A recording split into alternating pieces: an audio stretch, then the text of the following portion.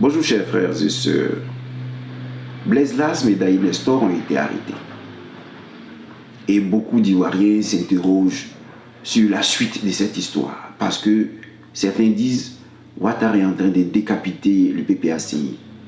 Et même il est sur le point d'arrêter le président Laurent Gbagbo. Alors certains nous interrogent pour demander comment faire. Parce que Ouattara ne veut pas quitter le pouvoir. Et l'ONU ne dispose pas d'une force pour, disons, l'enlever. Eh bien, il faut dire ceci. L'ONU a demandé à Alassane Ouattara d'inscrire le nom du président Laurent Gbagbo sur la liste électorale et lui a donné 6 mois pour organiser des élections transparentes et libres.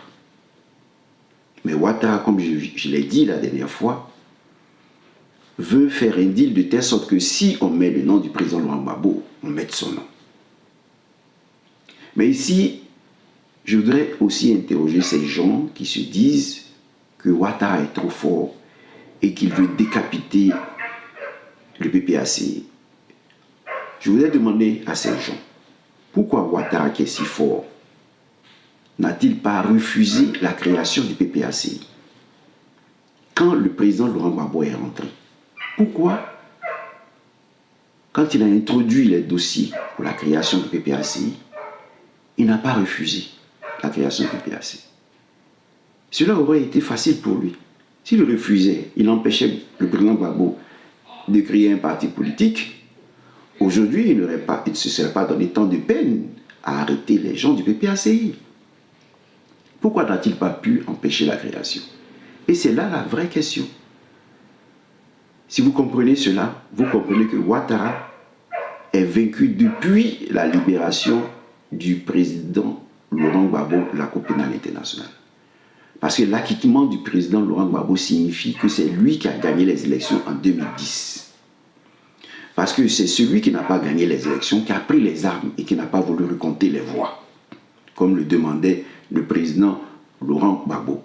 Le recomptage des voix a été fait dans d'autres pays. Pourquoi pas en Côte d'Ivoire? Parce que Ouattara n'a pas gagné les élections. Et quand le président Laurent Gbagbo vous dit son 3e mandat est illégal, même le 2e mandat est illégal, mais laissons-le finir, ce 3e mandat illégal, et nous allons organiser des élections transparentes et libres, mais non au 4e mandat. Le président Laurent Gbagbo le dit parce que c'est la position qu'il a adoptée lorsqu'il est venu de la Cour pénale internationale. Pourquoi Ouattara l'a accueilli avec des armées en tirant sur ses partisans et autres? Parce que Ouattara disait que le président Laurent Gbagbo venait prendre le pouvoir. Pourquoi Simone Veil est allé à l'aéroport alors que le président Laurent Gbagbo lui a dit de rester à la maison? Parce qu'elle se disait, mon mari est venu, même si en dessous il y avait des questions de divorce, eh bien moi, je vais faire en sorte que je sois la première dame assise à ses côtés. Parce que pour elle aussi, le président Laurent Gbagbo venait prendre le pouvoir. Donc elle allait être la première dame. Lui, il venait de la Cour pénale internationale pour aller directement prendre le fauteuil présidentiel et elle l'aurait accompagné. Voilà pourquoi elle s'y est rendue. Parce que c'était une discussion. La preuve, toutes ces partisanes disent non, on ne veut pas Nadi Gbagbo comme première dame, on veut Simone Veil. Mais c'est ce qui s'est passé à l'aéroport. C'était une lutte pour être la première dame. Mais les gens n'ont pas compris ça. Et ce n'était pas le projet du président Laurent Gbagbo venir s'imposer de force à Alassane Ouattara. Parce que c'est un démocrate. Donc il a voulu que les choses se passent de manière démocratique. Sinon, s'il voulait le pouvoir, il l'aurait eu. Donc vous voyez, Ouattara, sachant cela, était obligé d'autoriser la création du PPACI. Parce que la CPI a laissé la brosse, a laissé des conclusions qui montrent que c'est lui qui est dans le tort. Donc, depuis la libération, l'acquittement du président Laurent Gbagbo, Ouattara a été vaincu. Il faut que vous compreniez cela. Maintenant, pourquoi il arrête les personnes? pourquoi il arrête les cadres du PPACI. Le président Laurent Gbagbo l'a expliqué à Kokoko. Il a dit que Alassane Ouattara arrête ses partisans, pensant que en le faisant, il ne va plus parler du 4e mandat, il va venir négocier la libération de ses partisans. Et il a utilisé le mot « je ne suis pas couillon ». Il a utilisé ce mot. Pour dire « je ne suis pas stupide » pour tomber dans ce piège. Parce que le gouvernement en place agit comme des terreaux. Ils prennent des otages. Comme ce qui s'est passé en Israël. Ils prennent des otages. Parce qu'ils se disent, on prend des otages, on les provoque, on les met en prison, ils vont sortir, ils vont faire la guerre avec nous. Et nous, maintenant, on va dire, si vous continuez la guerre, nous, on élimine telle personne, on élimine Lila Kwasi, on élimine telle personne, on élimine telle personne. Voilà ce qu'ils veulent faire. Ils agissent comme des terreaux. Donc, le président Laurent Gbagbo, déjà, répond quand Brahma et ses amis arrêtent Blaise Lazare, arrêtent Daï Nestor, arrêtent Lila Kwasi, arrêtent Aboubakar. Il leur dit ça, ce n'est pas un problème, parce que le 4e mandat, je ne vais pas l'accepter. Et quand je ne vais pas l'accepter, dans peu de temps, Ouattara partira. Et quand il partira, mes partisans seront libres. Donc il dit, tenez bon. Tenez bon, parce que dans peu de temps, vous serez libres. Vous voyez? Donc le président Laurent Gbagbo a déjà répondu à ces arrestations. À Yopougon. Donc il a parlé déjà à Alassane Ouattara pour dire, tout ce que tu es en train de faire ne va pas m'amener à renoncer à ton 4e mandat. Ça ne va pas m'amener à dire, ok, faisons le deal que tu veux que l'ONU m'impose. Je mets ton nom et comme ça tu mets mon nom. Non, le président Laurent Gbagbo dit non. Je ne vais pas accepter ce deal. Je ne vais pas accepter ce deal. Donc, il pousse le PPACI à la faute en prenant ses partisans, en arrêtant ses partisans, parce qu'il est déjà vaincu. Donc ici, ne soyez pas désespérés. Non. Le président Laurent Gbagbo a déjà vaincu la bataille. Ici, Ouattara se comporte, comme le disait le Saint-Pio, le diable que vous voyez sur l'image où l'archange Michel est en train de le terrasser. Le diable sous ses pieds dit, ah, c'est moi qui suis vainqueur. C'est ce que Alassane Ouattara fait. Alassane Ouattara est vaincu. Il ne repose sur rien. Même son parrain principal est mis en prison. Parce qu'il a été démontré par des éléments que le président Laurent Gbagbo a donné que c'est un groupe de malfaiteurs, aussi bien en France qu'en Côte d'Ivoire. Donc l'arrestation de Blaise Lazare et Daï Nestor ne doit pas vous décourager. Non. Non. C'est parce qu'il a le dos au mur.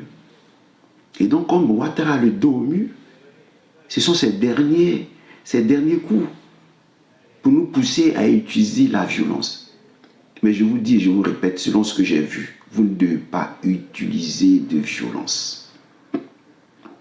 Vous ne devez pas répondre à leur violence. Vous devez rester calme.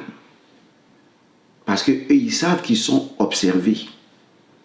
Ils doivent faire un rapport à la Commission des droits de l'homme pour répondre à toutes les accusations portées à leur encontre par le président Laurent Gbagbo. Il y a un dossier qui est sur leur table.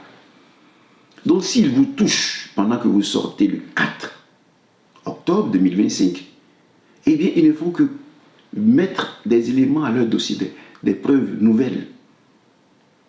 Et Ouattara sera combattu comme il se doit. Le président Laurent Gbagbo dit, on a bombardé sa résidence, il a dit à Yopougon, à la 6e minute de son discours, allez regarder, on a bombardé ma résidence parce que je ne veux pas obéir aux ordres qui viennent de Paris. Il vous dit aussi dans la 18e minute, 19e minute, que Ouattara s'en ira. et qu'il ne va pas l'amener à fléchir en arrêtant ses compagnons, ses camarades de lutte, dont Lida Kwasi, Aboubakar, Blaise Lasme, Daï Nestor. Ils ne vont pas l'amener à fléchir. Donc il faut que ce soit clair dans notre esprit. Ne paniquez pas, parce que la victoire est devant nous. Alors pourquoi je vous dis qu'ils ne peuvent rien vous faire? Vous voyez, ils ont voulu faire basculer les choses le jour où ils ont arrêté Ziggy, le jeune Ziggy. Le jour où ils l'ont arrêté, ils ont voulu entrer dans la violence pour nous amener à la violence en éliminant physiquement ce jeune. Mais qu'est-ce qui s'est passé? Ils ont compris qu'ils étaient eux-mêmes infiltrés. Comment? Parce qu'on connaissait le nom du gendarme Assoumou qui était à la tête de ce commando de voyous, aller arrêter nuitamment Ziggy et lui prendre sa télévision et tous les éléments pour faire croire que sur la scène du crime, c'était des bandits qui étaient intervenus et non les encagoulés. Les appels se font. Tu nous rends notre homme ou nous aussi nous allons réagir. Ça ne se dit pas officiellement, ça se dit officieusement. On s'appelle et on se parle. On sait, Assoumou, que c'est toi qui as le jeune. Si tu l'élimines, eh bien, on connaît ta famille, on connaît tout le monde. Et là, le président Laurent Gbagbo, en dehors de tout ça, c'est entre vous, les soldats et autres, vous allez régler vos problèmes. Tu ne veux pas éliminer l'enfant de quelqu'un pendant que tu as ta femme, tes enfants là. Non. Tu élimines, on élimine. Ça, c'est la loi du talion au sein de l'armée. Voilà pourquoi nous, les civils, nous ne devons pas avoir peur de sortir le 4 octobre. Parce que le président Laurent Gbagbo a la victoire en main. Je vous répète sans cesse que c'est lui qui a permis à Alassane Ouattara d'entrer, de devenir candidat à ces élections pour mettre fin à cette discussion entre l'islam, parce qu'il veut pas que les Ivoiriens ne veulent pas qu'un musulman soit président et créer un conflit entre le christianisme, faire une guerre, susciter une guerre de religion. Le président Laurent Gbagbo a dit, bon, mettons fin à ça, présente-toi et je vais te battre. Il a été battu, il a utilisé les armes et continue d'utiliser les armes pour vouloir faire un 4e mandat, un 5e mandat et autres. Et nous disons non. Et nous avons la possibilité de dire non. Voyez, et c'est à ce niveau que je voudrais m'adresser aux chefs religieux. Parce que c'est choquant de dire oui, parce que vous n'êtes pas humble, on n'a pas écrit votre nom sur la liste électorale. C'est choquant. Voyez, je voudrais toujours repartir sur le texte du dimanche passé. Le riche et le pauvre Lazare qui sont en enfer. Voyez, quand le riche demande à Abraham, envoie Lazare dit à mes frères que l'enfer existe. Qu'est-ce qu'Abraham a répondu? Abraham a dit, même si un homme ressuscite d'entre les morts et vient leur dire que l'enfer existe, ils ne croiront pas. C'est ce que nous disons dans le monde politique quand nous disons, même si Jésus vient être candidat contre Alassane Ouattara, avec toute sa machine électorale, Jésus ne sortira pas vainqueur. Parce que tout est pipé, tout est truqué. Jésus ne sera pas vainqueur. Alors pourquoi Simon Élevé, Don Milo, Blé Goudé et autres veulent nous pousser à aller à des élections où Dieu lui-même dit, si je viens et je dis l'enfer existe, ils ne vont pas croire. Si je viens et je me fais même candidat de la Côte d'Ivoire contre Ouattara, Ouattara va me battre. Alors pourquoi vous voulez conduire les Ivoiriens dans ce chaos, dans cette impasse. La question est posée aux chefs religieux. La question est posée à Don Melo et autres qui pensent vaincre Ouattara dans les urnes. Pourquoi? Vous voyez, ce que nous disons en politique, Dieu l'a dit avant nous. Quand il a dit, il faut choisir entre mammon et Dieu, entre l'argent et Dieu, ceux qui ont choisi l'argent ne voient plus Dieu. Leur conscience devient la conscience du démon, du diable. Le diable est englué dans ses richesses. Il ne peut plus sortir de ses richesses. On vous donne un seul exemple, un catholique à Djoumani, qui va chez les prêtres se confesser. Mais lorsqu'on a parlé de la marche de la paix, c'était lui qui était devant la cathédrale. Pour dire, si vous sortez, on va vous faire mal. Vous voyez, c'est le riche. Le riche, orgueilleux, qui n'est plus capable de sortir des biens matériels, du luxe, de la luxure pour adorer Dieu. Voilà ce qui se passe. Il n'y a pas de détachement. Donc, la marche est comme le jugement, la marche du 4 octobre 2025 et du peuple ivoirien est comme le jugement que Dieu, qui est miséricordieux, nous impose à la fin des temps. Pourquoi? Lui qui est miséricordieux doit imposer un jugement à la fin des temps. Parce que ces personnes, ces riches, ne peuvent pas changer. Ils ne peuvent pas changer. Et donc, la justice divine impose à la miséricorde de Dieu des limites pour dire ça suffit. Si tu continues de pardonner comme ça tous les jours, ceux-là vont nous exterminer tous. C'est le message qui est passé aussi au président Laurent Gbagbo. Ton pardon là, ça suffit. Maintenant, il faut dégager Alassane Ouattara. Qu'est-ce que le président Laurent Gbagbo n'a pas consenti comme sacrifice? On l'a insulté, on l'a terrorisé, on l'a persécuté, on l'a torturé à Korogo, on l'a envoyé à la cour pénale, il a failli perdre la vie. Il est sorti, il est venu voir Bédier, on se pardonne entre frères, même si tu étais avec Alassane Ouattara, c'est pas grave, respectons les textes. On se décide à respecter les textes. Ouattara, on ne sait pas dans quel coup. Bédier reste seul à la maison, un président, et puis il disparaît. Comment il disparaît, on ne sait pas. C'est la même technique qu'on veut utiliser avec le président Laurent Gbagbo. On attaque les proches, parce qu'on se dit qu'en éliminant les proches, on va envoyer le tueur pour l'éliminer physiquement. C'est la même méthode. Vous voyez, ces gens ne changent pas. Voilà pourquoi la justice vient dire à Dieu lui-même, qui pardonne, qui est miséricordieux, ça suffit. Parce que si tu continues comme ça, eh bien on n'aura pas un qui va être sauvé.